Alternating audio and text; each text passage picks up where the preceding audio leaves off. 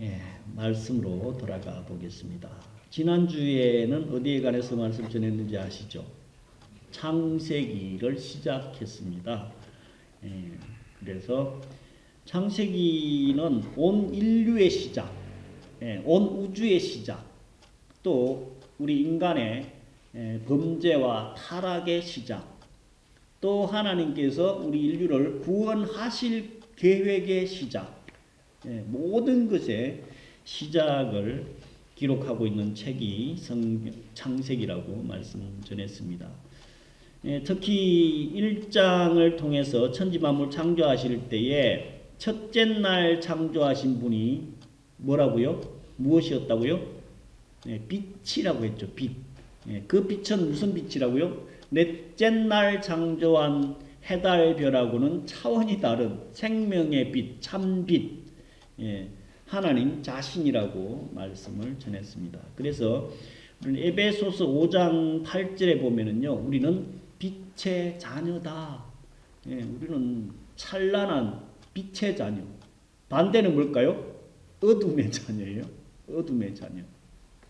사단 마귀의 자녀가 있고요, 빛의 자녀, 성령의 자녀가 있습니다. 그래서 우리는 빛의 자녀로 살아간다는 게 얼마나 큰 행운이고 축복인지 언제 실감한다고요? 천국 문 앞에 서보면 안 되니까. 정말로 이 부족하고 못난 인생을 하나님이 빛의 자녀로 삼아 주셔가지고 하나님 믿게 해서 천국 영생의 삶을 누리게 하시는구나. 믿지 않던 영혼들은 어디 가면 가장 실감하고 후회할까요? 지옥 문 앞에 딱 서보면 알 거예요. 그때 우리 전영진 집사님께서 교회 가자고 그렇게 이야기할 때 갔으면 이 영원한 지옥의 고통에서 벗어났을 텐데, 아이고 후회스럽네. 그때는 어떻게 돼요? 때는 이미 늦으리. 1장에서 창조에 관한 구체적인 6일에 관한 말씀을 기록했고요. 3장에서는 뭐가 기록되어 있다고요?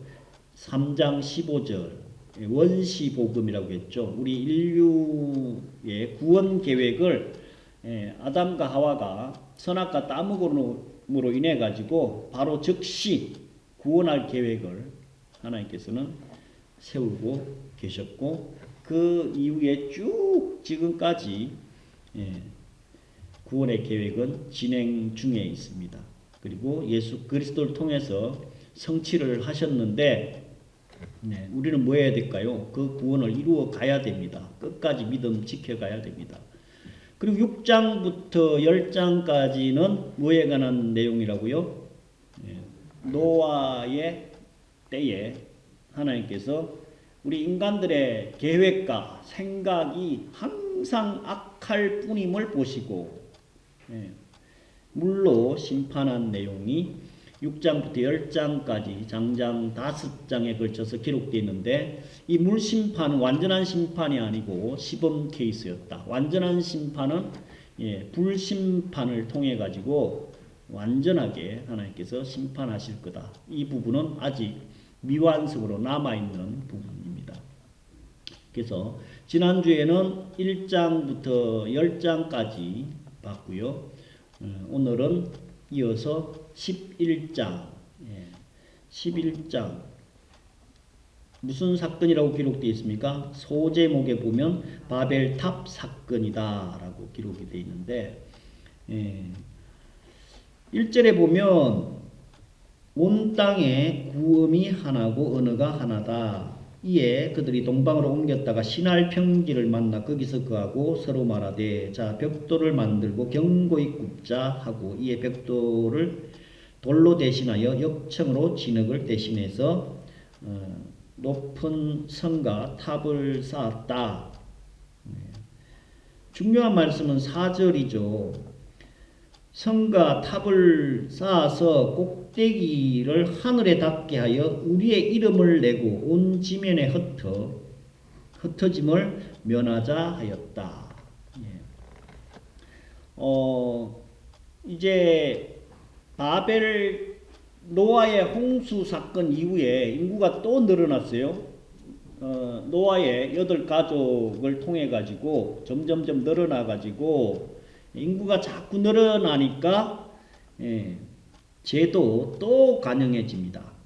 그래서 이 죄로 꽉 찼던 인생들이 이제 뭘 하게 하느냐면 탑을 쌓는 거예요. 탑을 그냥 돌이나 벽돌로 쌓다 보니까 위에 무게 때문에 자꾸 무너지거든요. 그래서 이 고안해낸 방법이 뭐예요? 벽돌을 굽는 거예요. 벽돌을 구우면 어떻게 됩니까? 아주 단단해져요. 우리가 지금 그 사기 그릇으로 쓰고 있는 것들 있잖아요. 그거는 1000도 이상의 높은 온도에 구우면 아주 단단해지거든요. 이걸 알았던 거예요. 그래서 벽돌을 구워가지고 높이 쌓으면 위에 그 벽돌 무게에도 무너지지 않고 지탱을 하니까 높이 쌓을 수 있다. 그 이유가 중요한 거예요. 4절에 보면 어디까지 높이 쌓으려고 했느냐 하면 하늘에 닿을 때까지 한번 쌓아보자. 그 이유가 뭐라고요? 우리의 이름을 내고 지면에서 흩어짐을 면하자. 인생들이 높이 올라가려고 하는 이유가 뭐냐면은 하나님만큼 한번 높아져 보자는 거예요. 그래서 선악과 따먹게 한 사단이 아담과 하와한테 니들이 선악과 따먹으면 뭐같이 된다고요? 하나님같이 된다는 거예요. 눈이 밝아지고. 그래서 이 바벨탑을 쌓던 이 인생들도 탑을 높이 쌓아가지고 하나님 계신 곳까지 한번 올라가 보자. 그러면 인생들은 끊임없이 하나님만큼 되려고 하는 욕구가 이때부터 계속 있었던 것 같아요. 그래서 우리의 이름을 내고 세상 인기나 명성 이거를 얻으려고 하는 거죠. 그래서 지면에서 흩어짐을 면하자. 언제 흩어졌어요? 노아의 그 후손들이니까 우리가 지금 조상 노아 할아버지 이후에 8명이 이렇게 많아졌는데 그때 하나님께서 물 심판을 했대. 그래가지고 사람들이 다 물에 휩쓸려가지고 죽었대. 그러면 흩어짐을 면하자라고 하는 게 뭐냐면 이제는 탑을 높이 쌓아가지고 다시 물로 심판하면 물에 빠져 죽진 말자 이 얘기예요. 지들 딴에는 엄청 머리 쓴 것 같긴 한데 하나님께서 그 다음 심판은 물 심판이 아니다라고 징표를 사인을 줘놨잖아요. 그게 뭐예요? 무지개였거든요. 그거는 전달을 못 받았나 봐. 물 심판한다는 거는 전달을 못 받았는지 탑을 높이 쌓아가지고 하나님만큼 한번 올라가 보고 높아져 보고 우리의 이름을 우리의 인기를 내가지고 세상에 이름을 내고 지상에서 흩어짐을 면하자. 그래서 탑을 쌓았다니까요. 우리는 지금은 뭐 세상에 보이는 탑은 쌓고 있지는 않는지 몰라도 어떻게 하든 이 바벨탑을 쌓았던 사람들하고 별 차이가 없지 않나. 끊임없이 우리는 하나님만큼 높아지려고 애쓰고 힘쓰고 노력하고 우리의 이름이나 인기가 유튜브 보세요. 그 조회수 늘리려고 막 별짓을 다 하잖아요. 그러다가 죽는 놈들도 많아요. 위험한 그 영상 촬영하다가 조회수 늘려가지고 지 이름 내보겠다고. 그렇게 높아지기를 끊임없이 인간들은 추구하는데 하나님만큼 한번 올라가 보자. 하나님 위치까지 올라가 보자. 그 대표적인 인물이 있어요. 누군지 아세요? 지금도 있어요. 하나님만큼 높아져 보자. 교황이라니까 교황. 예. 교황은 거의 하나님하고 동격으로 치고 있거든요. 예. 바벨의 후손들이기 때문에 그래요. 그래서 하나님께서는 그 탑 쌓는 것을 그만두게 하시려고 7절에 보면 언어를 혼잡케 해서 알아듣지 못하게 하니까 그 성을 탑을 쌓는 것을 거치게 했다. 그래서 이 바벨이라는 뜻이 뭐냐면은요, 뒤섞어 버리다, 혼잡케 하다, 알아듣지 못하게 하다, 이 뜻이 바벨이라는 뜻이에요. 그러면서 이 바벨의 탑을 쌓았던 후손들이 나중에 누가 됩니까? 바벨론 제국이 됩니다. 예. 남유다를 멸망시켰던 그 제국이 바벨 탑 쌓았던 후손들, 위치도 비슷하거든요. 예, 바벨론 제국이 되고, 그러면서 이 바벨론 제국의 후손들이 계시록에는 뭘로 나타납니까? 큰 성 바벨론. 계시록 17, 18장에 나오는 큰 음녀와 큰 성 바벨론. 이 후손들이 결국은 하나님을 대적하고 하나님만큼 높아지려고 세상의 건세, 이름, 명성 떨쳐보기를 원했던 그 족속들이 바로 바벨 탑을 쌓았던 후손들이다. 어리석음의 극치이고 인간의 악함의 극치를 보여줬던 사건이 바로 이 바벨 탑 사건이라고 보시면 될 것 같습니다. 11장 이후에는 12장이죠. 11장까지는 하나님께서 범인류적인 차원에서 말씀을 주고 계신데, 이제 12장에서는 범인류적인 어떤 범위가 아니라 이 범위를 대폭 축소해 가지고 하나의 민족, 한 사람을 불러서 하나님은 구원 계획을 실천해 가시기를 말씀을 주고 계십니다. 그래서 그 첫 번째 인물로 누구를 부르시느냐 하면 아브라함을 부르신 사건이 12장부터 나오는 거예요. 그래서 아브라함은 믿음의 조상이면서 이스라엘의 시조가 되죠.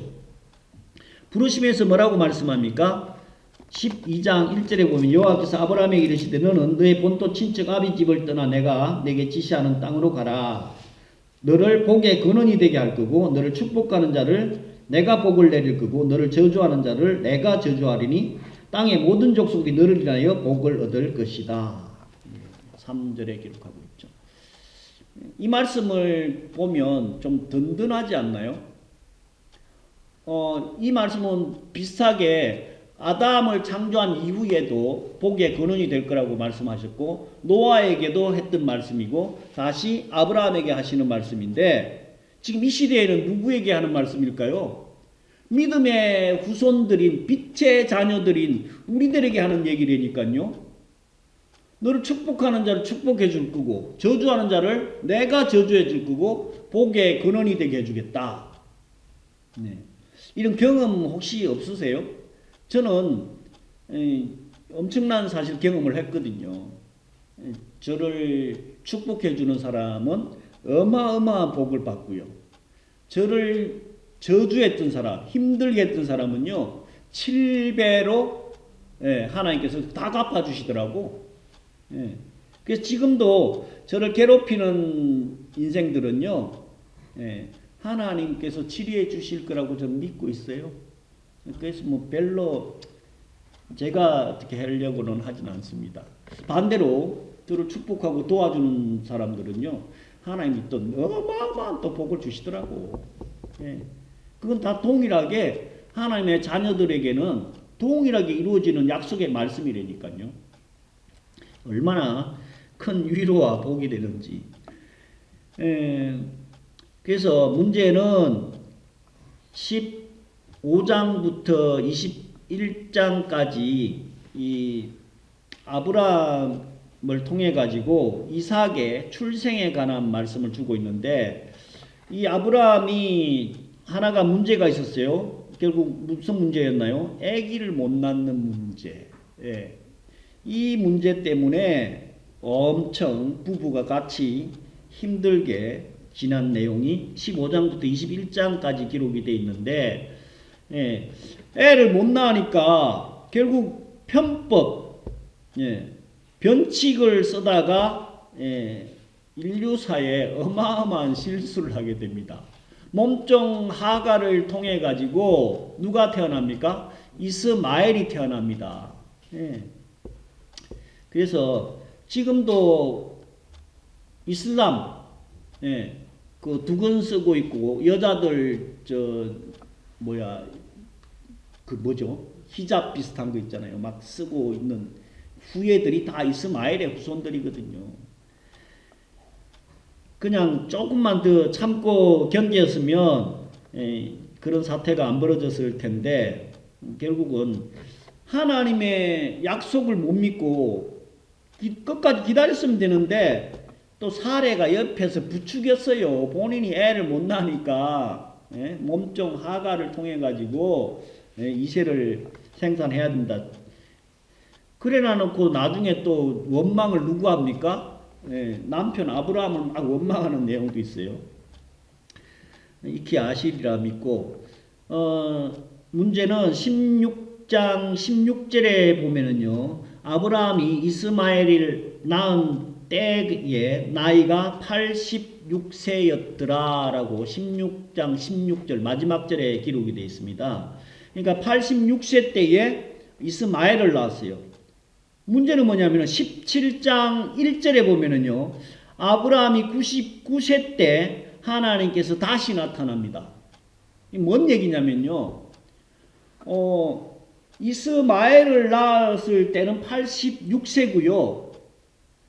하나님께서 다시 아브라함에게 나타난 때는 99세라는 거예요. 몇 년이라는 시간이 흘렀어요? 13년이라는 시간이 흘렀다니까. 이사야 41장 8절, 역대하 20장 7절, 야고보서 2장 23절에 보면 하나님은 아브라함을 나의 벗이고 나의 친구다라고 말씀하셨거든요. 그 정도로 하나님과 아브라함의 관계는 밀접했어요. 너무너무 관계가 돈독하고 우애가 깊었다라고 볼 수가 있는데 하나님께서 13년 동안 침묵해버립니다.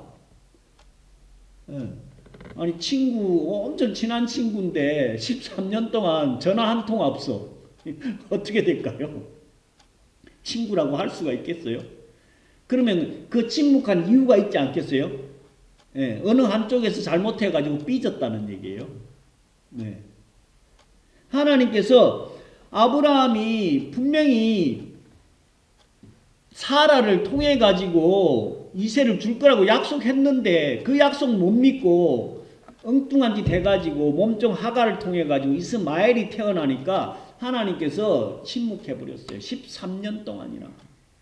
우리도 하나님의 뜻에서 어긋나 버리면은요 죄를 짓게 되면 하나님은 죄를 너무너무 싫어하시기 때문에 침묵하실 수 있습니다. 이거 진짜로 조심해야 된다니까. 그래서 하나님하고의 관계가 풍성해지기를 원하신다면 하나님의 뜻대로 계획대로 살아가는 것이 너무너무 중요하다라고 보시면 돼요. 그리고 21장에서 드디어 이삭이 출생을 합니다. 몇 세에 아들을 낳죠? 아브라함 몇 세? 100세. 사라는 몇 살이에요? 90세. 여자 나이가 90세고 남자가 100세다. 그 당시에는 아브라함이 지금 장수해가지고 150살 넘게 살긴 했지만은 일단 100살이 넘어가면 거의 남자로서의 기능을 상실했고 여자로서의 기능도 완전히 상실한 상태였는데 이삭이 출생을 하게 됩니다. 이 이삭의 출생을 통해 가지고 뭐를 볼 수가 있느냐 하면은요. 예수님은 어떻게 태어나셨어요? 동정녀 마리아를 통해서 태어났잖아요. 90세 할머니가 애 낳은 사건하고 처녀가 애 낳은 사건하고 조금 모양은 다를 수 있지만 인간의 기준으로 보면 이건 완전 불가능이거든요. 그렇지만 하나님께서 하시면 능치 못함이 없잖아요. 90세에 사라가 애 낳는 거나 동정녀 마리아가 예수님을 탄생한 거나 비슷한 상황인데 하나님께서 이 이삭의 출생을 통해 가지고도 예수 그리스도의 출생을 예표하고 있다라고 보시면 될 겁니다. 문제는 뭡니까? 100살에 얻은 아들을 22장에 보면 오늘 본문이죠. 저기 내 사랑하는 아들을 모리아 땅에 가서 그를 번제로 드려라. 하나님께서 아브라함을 시험해 보시려고 1절에 기록되어 있는데 모리아 땅에 가서 번제로 드려라. 번제는 어떻게 드리는 제사인지 아시죠? 번제 어떻게 드리죠? 죽여가지고 각을 떠서 불에 태워서 드리는 제사가 번제입니다. 그래서 이 너무너무 황당하고도 힘든 이 테스트, 하나님의 요구사항을 22장에 아브라함이 듣게 되는데 아브라함은 어떻게 행동합니까? 3절에 보면 아침에 일찍 일어나서 두 사환을 데리고 번제할 나무를 쪼개어서 3일 동안 걸어갑니다. 모리아산. 지금의 예루살렘 그 황금돔 있는 그 위치라고 하거든요. 모리아산이. 거기까지 3일 동안 걸어가서 번제를 드리려고 가는 내용이 오늘 22장의 내용이죠. 그래서 결국은 그 아들하고 사환 둘을 데리고 나무를 다 지어가지고 가서 아브라함이 아들 이삭을 번제로 바치려고 하는 상황에 하나님께서 급하게 천사를 통해 가지고 말리시죠. 그래서 아들 대신에 어린 양을 통해 가지고 염소가 걸려 있는 걸 통해 가지고 제사를 대신 순양을 통해서 제사를 대신 드린 내용이 22장인데 이 내용은 우리가 많이 듣고 알고 있는데 이 상황을 통해 가지고 하나님께서 우리에게 주시고자 하는 메시지가 뭘까? 이걸 사실 깊이 묵상을 해봐야 되는데 제가 수년 전에 이 부분을 묵상하다가 설교 준비하다가 몇 시간을 통곡을 한 적이 있어요. 왜 그랬느냐? 성경에는 예수님께서 십자가 달리실 때에 아버지 하나님의 심정을 기록해 놓은 내용은 하나도 없어요. 그래서 마태복음 27장 46절에 보면 예수님께서 십자가 달리셔가지고 마지막에 엘리 엘리 라마 사막다니 나의 하나님 어찌하여 나를 버리시나이까 할 때도 아무런 응답이 없으셨잖아요. 아버지 하나님께서는. 독생자 아들을 우리에게 주시기까지 하나님은 사랑이 많은 분이거든요. 그래서 사랑의 하나님이라고 하시잖아요. 그 사랑이 많으신 하나님께서 독생자 아들이 십자가 달리실 때에 그 심정을 우리가 억만분의 1이라도 헤아릴 수 있는 방법이 뭘까? 바로 그 상황이 오늘 100세에 귀하게 얻은 아들을 잡아가지고 번제로 드려야 되는 아브라함의 심정이라는 거예요. 아브라함이 그 하나님의 명령을 듣고 바로 일찍 일어나가지고 문제는 며칠 동안 걸어갑니까? 4절에 보면요. 3일 동안 걸어갑니다. 3일 동안. 3일 동안 무슨 생각을 했을까요? 온갖 생각이 들지 않았을까요? 갈등도 엄청 심했을 것 같고 이럴 수가 있어? 줄 때는 언제고 이제 와가지고 이 아들을 번제로 드리라고 부터 시작해서 어마어마한 고통의 시간, 번민의 시간, 갈등과 고민의 시간을 보냈을 것 같아요. 예. 그래서 이 두 사화는 누구를 상징하느냐 하면은요, 예수님 십자가 돌아가실 때 좌우에 누가 있었어요? 양편에 강도가 있었죠. 예, 두 사환이 같이 옆에 있었고, 지금 아침에 일찍 두 사환을 데리고 갑니다. 그리고 번제할 나무를 누구에게 지웁니까? 예, 3절에도 있고 6절에도 있는데, 번제할 나무를 아들에게 지우고 자기는 불과 칼을 잡고 동행했다. 네. 이 사건은 예수 그리스도의 십자가 사건의 예표라고 볼 수 있거든요.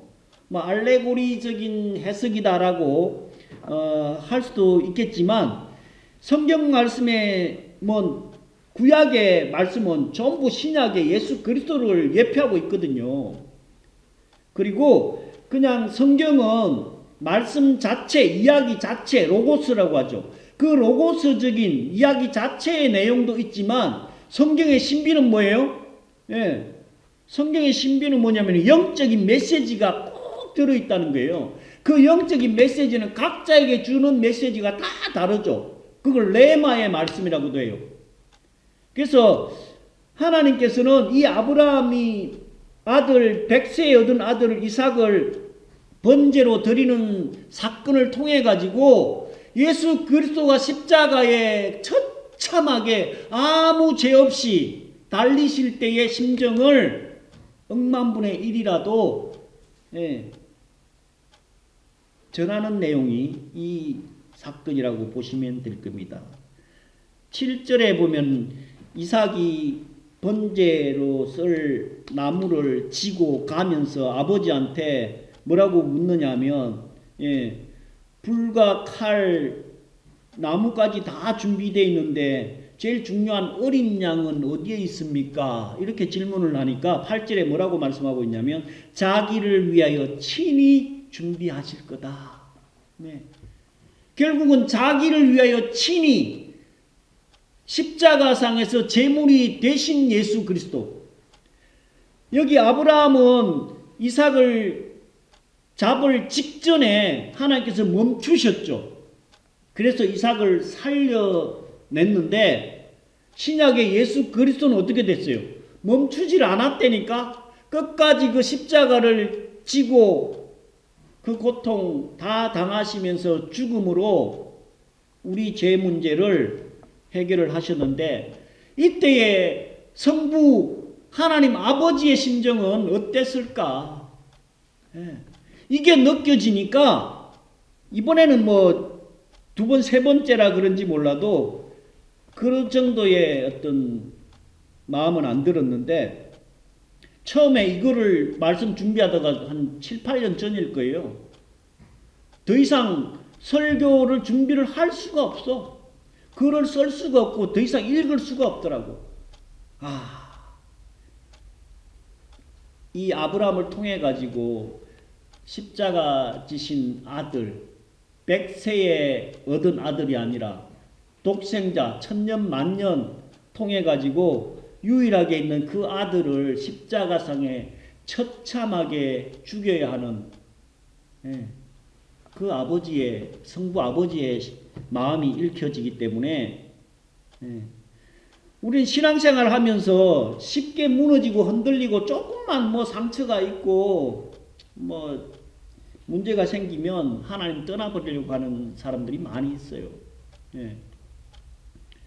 그때 정말 아버지 하나님의 그 구원 역사, 이 십자가 지신 그 상황에 성부 아버지의 그 마음을 제대로만 깨달으면 누가 떠나겠냐고요.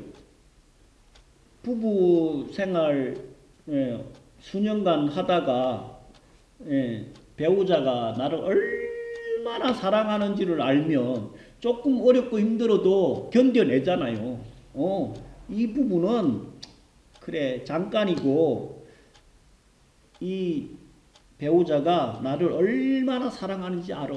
그러면 절대로 흔들림이 없다니까요. 하나님의 사랑을 제대로만 알고 파악하고 깨달으면 자로나 우로나 어떤 환난과 고난이 있더라도 어디까지 갑니까? 순교자의 위치까지 간다니까? 12제자들, 우리의 믿음의 선진들이 왜 그 처참한 순교의 자리까지 갔습니까? 예수님께서 얼마나 우리를 사랑했는지를 목도했거든요. 봤거든요. 그러니까 목숨을 내놓는 거예요. 그래서 오늘 이 창세기 22장 아브라함이 아들 이삭을 바친 사건을 통해 가지고 뭐까지 봐야 되느냐 하면은요.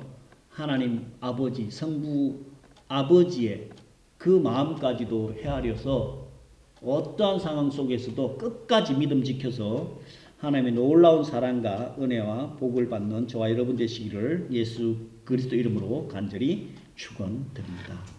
기도하겠습니다. 주님 감사합니다. 저희들의 짧은 머리로 지식으로 어찌 아버지 하나님의 이 놀라운 사랑과 은혜를 다 깨달을 수 있겠습니까? 하지만 오늘 창세기 22장 아브라함이 백세 얻은 아들 이삭을 번제물로 드리는 이 사건을 통하여서 아버지 하나님께서 우리 인류를 구원하시기 위하여서 그 십자가상에 처참하게 아들을 내어놓는 그 심정을 억만분의 1이라도 헤아릴 수 있도록 은혜 주심에 감사를 드립니다. 이 사랑 깊이 깨달아서 어떠한 환난과 고난 가운데서도 주님 다시 오실 그때까지 믿음 잘 지켜서 아버지 하나님을 기쁨으로 맞이할 수 있는 하나님의 귀한 자녀들 삼아 주시옵기를 간절히 바라고 원하오며 우리 주 예수 그리스도로 감사하며 기도하옵나이다.